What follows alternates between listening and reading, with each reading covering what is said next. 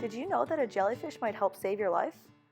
Throughout this course, we've seen how organisms in nature have inspired improvements in structural engineering, through architecture and material advancement, developing sensors for robots, and to develop cleaner energy. There are also organisms that could hold the key to curing major diseases, such as cancer. In this video, I'm going to discuss how jellyfish are inspiring researchers in the cure for cancer. Jellyfish are inspiring a new way to diagnose cancer based off their fluorescent cells, and a treatment based off how the jellyfish's tentacles work. I will also show you how the jellyfish is inspiring ways to improve issues that arise with the human heart. There are two different ways jellyfish are influencing the diagnosis and treatment of cancer. Proteins found in jellyfish that luminesce are being synthetically developed to help detect tumors. Also, there is a microchip that has been developed to work like a jellyfish's tentacles that captures cancer cells in the blood and those that break off of a tumor. The following video discusses the fluorescing properties of jellyfish and how this turned into a bio-inspirational idea for detecting cancer. Jellyfish have got this remarkable property of fluorescing. And about 20 years ago, an American scientist, Roger Chen, was able to pull a gene out of the jellyfish.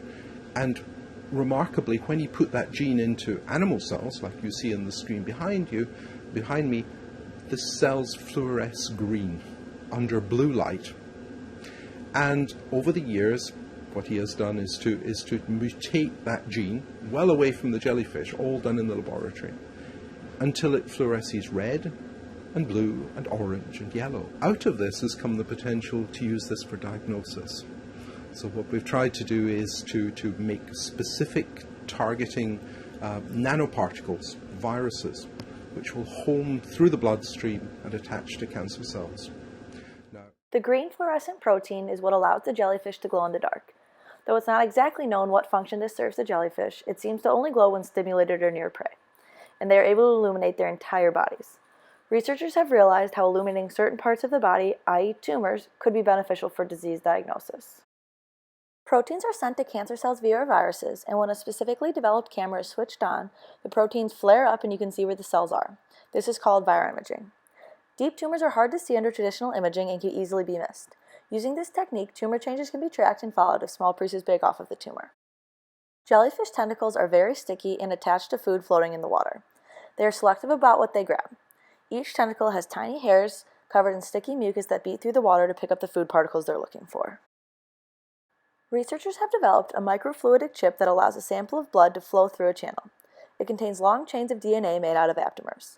As you can see in this short clip, these aptamers specifically latch onto the protein tyrosine kinase 7, which is commonly found in tumors. The surface of the chip has a herringbone pattern that makes it more likely for cells to get snared on, as the blood swirls rather than goes straight through. The chip captures blood-borne cancers, or the cancer cells, called circulating tumor cells, that have broken off of the tumor and entered the bloodstream. Metastasis is generally responsible for the fatality of cancer, and this chip has the ability to prevent and stop it, greatly increasing survival rates. These collected cells can also be analyzed, helping doctors tailor drug and therapy regimens to fit a person's specific cancer type. It could also potentially capture other rare cells in the blood, like fetal cells, viruses, and bacteria. Jellyfish pulsate through the water by contracting the ring of muscles around its bell. This causes the bell to close and forces water out, propelling the jellyfish forward. When the muscle relaxes, the bell is able to fill up again with water. In the following video, you'll hear from Janet Naroth, a PhD student at Caltech who works on the research team that developed an artificial jellyfish.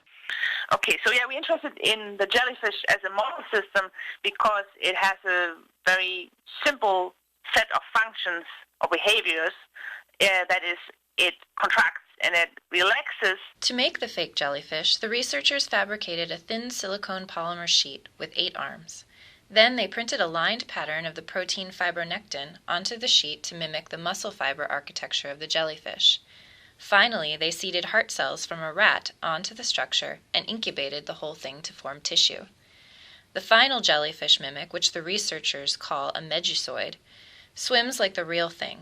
It pumps through an aqueous bath as an electrical field pulses on and off, activating the conductive heart cells on its surface. There are many possible applications for this bio-inspirational product. Researchers could develop entire organs that pump like the heart. If this were to happen, more people who are in need of a heart or other organ transplant would be able to have one specifically developed for them, and they wouldn't have to wait for a donor. Using this tissue to repair damaged heart muscles could also be possible. This could also be used in the testing of new cardiac drugs. This would help researchers see effects on the heart before having to enter human trials. I hope you enjoyed learning about how jellyfish can save our lives. Thanks for watching!